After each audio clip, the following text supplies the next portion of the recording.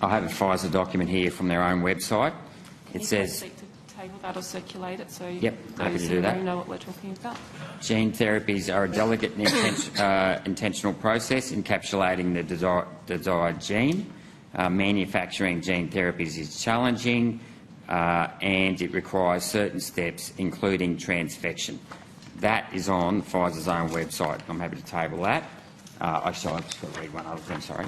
And then I have also from the website of the American Society of Gene and Cell Therapy, because the vaccine, it's referring to the COVID mRNA vaccine, introduces new genetic material into cells for a short period of time to induce antibodies.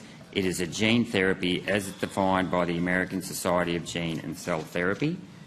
And then the TGA's own PFIZER non-clinical report, page 19, says the proposed commercial-scale manufacturing process includes use of linearised plasmid DNA template for mRNA production.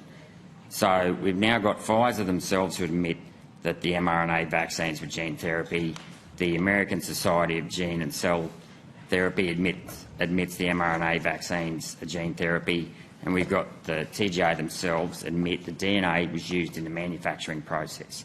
Why wasn't the actual mRNA vaccine tested for genotoxicity, and why didn't the Office of Genetic OTG Therapeutics look at it in terms of a gene technology? Okay. Dr. Rajbula, Gene Technology Regulator. Thank you for your question, Senator. I think the first part about the genotoxicity, that question has been asked before because the Therapeutic Goods Administration was the approving authority for the vaccine products. That is a question for TGA on genotoxicity. In relation to your question around manufacturing, I think it's useful to put a bit of context around that, in that the committee is aware the mRNA COVID-19 vaccines were fully formulated and imported into Australia, which meant that there was actually no manufacture of the mRNA or the vaccine product itself here in Australia. If indeed the mRNA was being manufactured here, and it's correct that gene technology was used in the modification of the mRNA, then under the Gene Technology Act an approval would have been required for that manufacturing step. Oh, well, that contradicts what you've said previously. You've said previously gene therapy and gene technology wasn't used. Now you're saying because it was produced in another country that you're not responsible for checking the gene therapy side of it. So the Gene Technology Act doesn't reach into manufacturing in other countries. But it still involves transfection here. It goes in, it transfects cells of Australian citizens. No, I disagree with that. Well, that's what PFIZER say. Even they admit transfection is a part of gene therapy. No, Senator. So you're disagreeing with PFIZER, the people who actually made the vaccine, that transfection isn't a part of gene therapy? I think she's disagreeing with you at the moment. Well, it's not my Senator words. I've just read out what PFIZER said.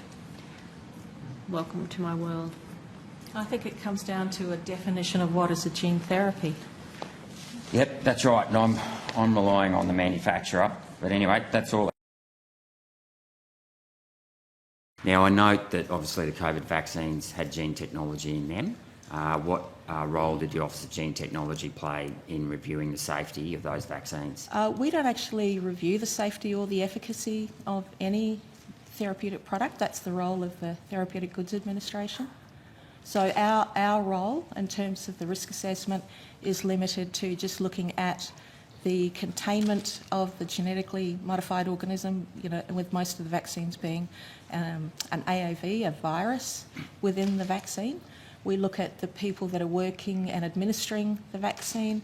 We look at how if it's imported, the authorisations for import, storage, transport and disposal.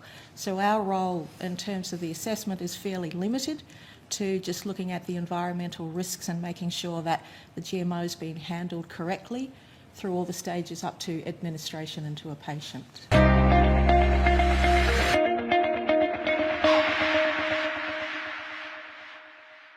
Authorised G. Rennick, LNP Chermside.